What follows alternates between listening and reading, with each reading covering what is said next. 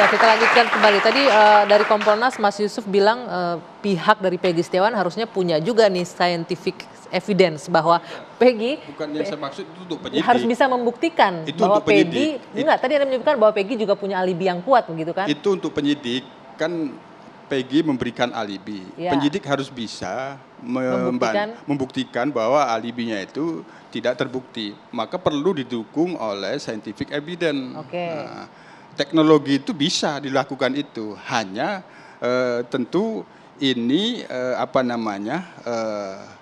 terkait dengan barang bukti 8 tahun yang lalu.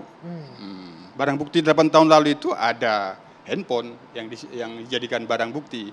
Apakah handphone itu nanti bisa mendukung untuk pembuktian saintifik, memastikan bahwa berada di Cirebon atau berada di Bandung? Nah, itu yang kita sarankan kepada penyidik, bukan kepada pihak Peggy. Bukan. Tapi dari pihak Mas Tony punya alibi yang kuat selain hanya pernyataan para saksi, karena 1.000 saksi kan dianggap hanya satu keterangan saksi saja begitu katanya. Ya punya. Peggy Setiawan itu mempunyai akun Facebook, Peggy Setiawan. Ya. Jadi setelah Peggy Setiawan ditangkap, jadi awalnya Polda Jawa Barat itu mengumumkan DPO.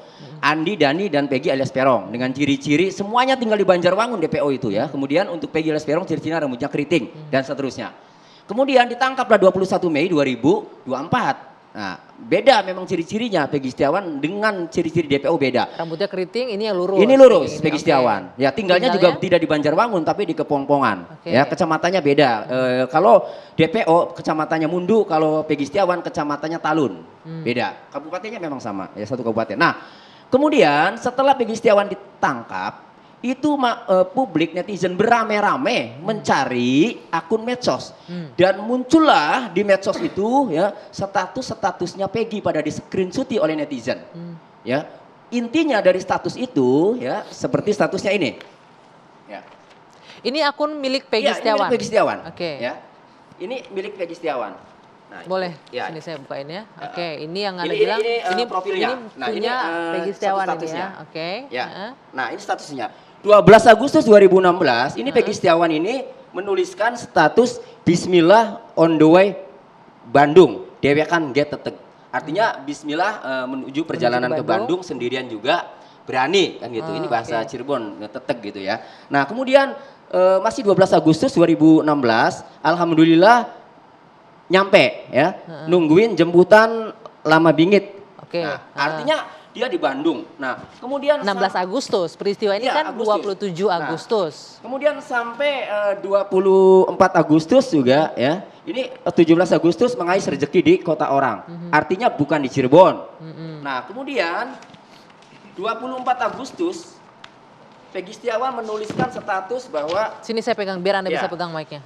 Lupa suasana kampung halaman. Artinya tidak di kampung. Tanggal 24. Iya, 24. Nah, kemudian 27 Agustus 2016 berada di mana? Memang Peggy Setiawan tidak menulis status.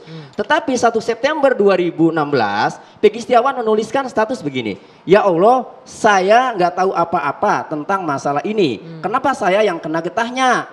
Cobaan yang engkau berikan begitu berat ya Allah. Tanda serunya banyak gitu. Nah, status 1 September 2016 ini setelah Peggy Setiawan mendapatkan kabar dari ibunya bahwa tanggal 30 Agustus, 3 hari setelah kejadian, rumahnya ibunya Peggy Setiawan ini digerebek dan kemudian 2 sepeda motornya diambil. Nah, kemudian setelah dikabari, Peggy Setiawan menulis status ini merasa difitnah. Tapi ini kan tidak membuktikan apapun kalau dia ada di Bandung atau di Cirebon. Dengan status seperti ini, ya tidak membuktikan apapun kalau dia di Bandung gitu. Betul, tetapi dari rangkaiannya ini, ya, ini menunjukkan bahwa Peggy Setiawan ini berada di Bandung, tidak berada di Cirebon. Ya, dan ada lagi status itu kemudian Desember pulang dan aktif sampai 2021. Sebelum handphonenya hilang itu masih aktif. Artinya kalau itu buronan, kalau itu DPO tidak seaktif itu bikin status selalu update bahkan share lokasi apa.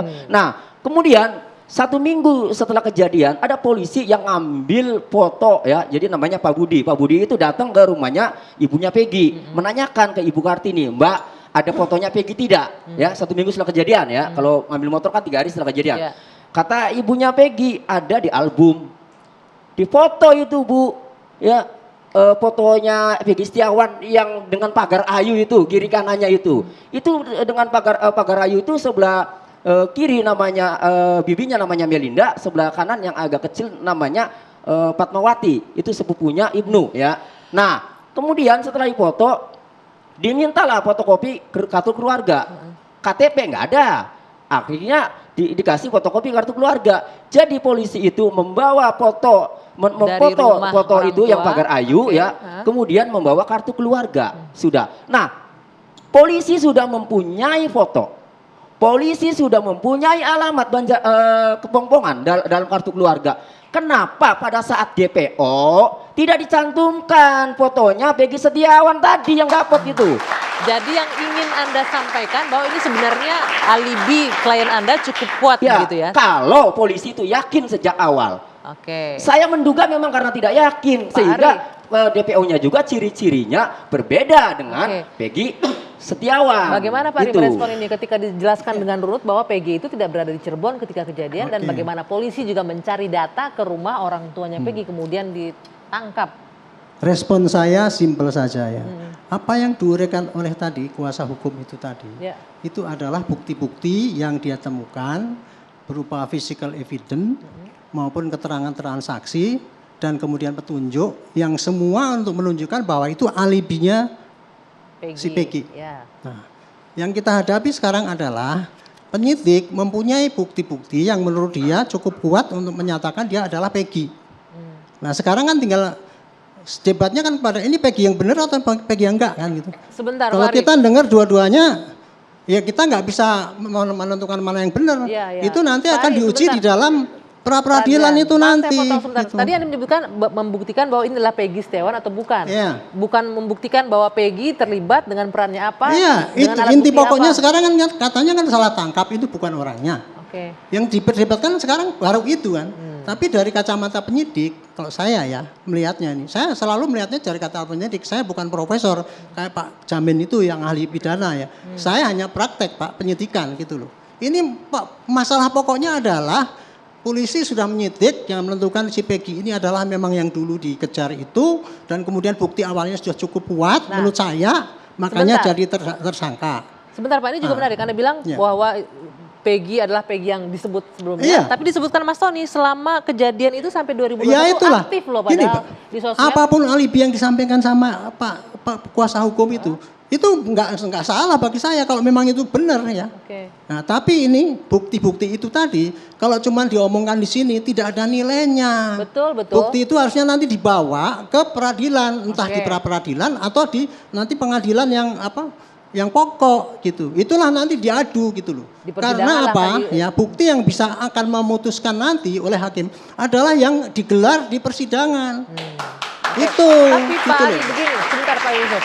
Sebelum Anda merespon, saya sebagai orang awam pun agak bisa mencerna yang disampaikan Mas Tony. Kalau memang dia DPO dari 2016 Desember itu, kenapa dia bisa dengan PD berkeliaran sampai 2021? Iya Bu, saya tidak membantah itu. Saya tidak membantah, masuk akal apa yang diceritakan itu kan. Itu bukti petunjuk yang kuat sekali karena ada physical evidence, ada ini keterangan yang masuk akal gitu kan. Tapi bukti-bukti yang masuk akal ini Bu, ini hanya akan berbunyi apabila itu bunyikan di pengadilan, entah di pra peradilan ataupun di pengadilan nanti. Makanya saya menyarankan, tolong bukti-bukti yang alibi itu tadi masukkan di dalam berkas, jadikan PK untuk membatalkan putusan yang dulu. Itu nanti bisa batal semua itu kalau memang itu diakui oleh hakim. Ya. Nah kalau yang sekarang ini Peggy ini bukan Peggy yang nggak usah banyak-banyak ngomong sana ini ibunya gini-gini. Sorry ya saya tidak ini. Percuma kayak gitu disampaikan di sini. Sampaikan nanti di pra peradilan, Pak Hakim itu Pak polisi punya bukti ini, kita punya bukti ini. Biar Pak Hakimnya kader, ini berarti nggak cukup alat bukti. Di pra peradilan kurang alat bukti, selesai urusannya. Nah, itu masalahnya itu simpel sebenarnya. Jadi nggak sesimpel itu, tapi bagi saya simpel. Sebenarnya bukan percuma. Bagaimana kalau Peggy Setiawan ini anaknya Pak Arianto? Bagaimana kalau terjadi sama anak Bapak? Kalau dia anak saya ya saya akan pra peradilan.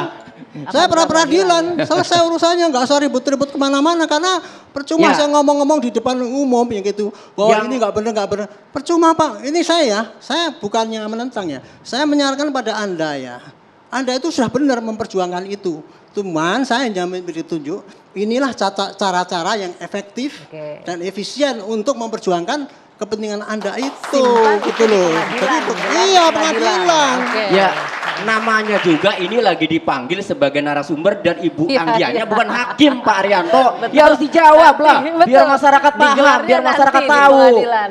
Sebentar. Ya oke lah. Jadi saya juga sini cuma ngomong apa yang saya tahu gitu untuk Iya, menjelaskan iya. kepada Terima masyarakat kasih, Bapak-Bapak, beginilah dengan kira-kira yang masing-masing terjadi gitu. penjelasannya, dengan masing-masing argumentasinya.